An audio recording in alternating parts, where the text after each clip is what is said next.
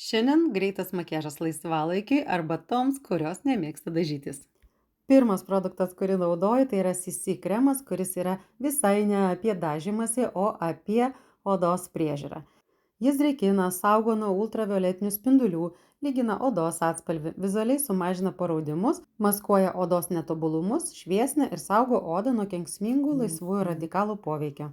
Jis užtikrina lengvą padengimą, suteiks odai gražaus skaistumo ir spindesio. Padengus veido odą CC kremu, lengvai praeinu su šilkinė biria pudra, atliekančią Photoshopo efektą. Ji užfiksuos skystą makiažo pagrindą ir išlygins veido toną. Jei turi iššūkių su netolygia odos spalva, pigmentais ar raudoniu, tai šis duetas tikrai labai pasiteisins. O dabar greita antakių korekcija, juos pašukuoju šukytėmis ir paryškinu tiksliu antakių pieštuku, kuris tarsi plaukelius papildomus įpiešia į tarpelius, kuriuos reikia užpildyti. Paryškinus antakius, kol pieštukas dar neužsifiksavo, dar kartelį juos prašukuoju.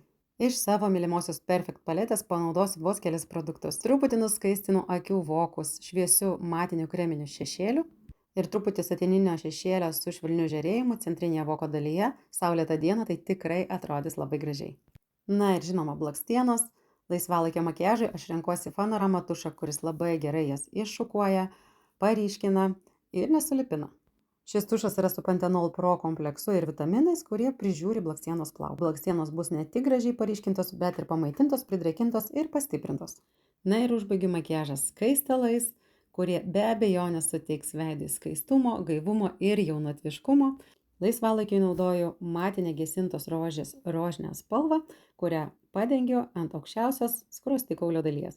Na ir pats paprasčiausias būdas pasirūpinti lūpomis ir užbaigti įvaizdį, tai yra panaudoti lūpų blizgį. Šios dienos įvaizdžiui pasirinkau kreminį užbaigimą suteikiantį lūpų blizgį, kuris yra pasakiškai lengvos konsistencijos, suteiks žaibišką drėkinimą lūpoms, šilkinį spindesį ir jokio lipnumo. Dėl nemokamos konsultacijos ar priemonių įsigijimo kreipkis asmeninę žinutę.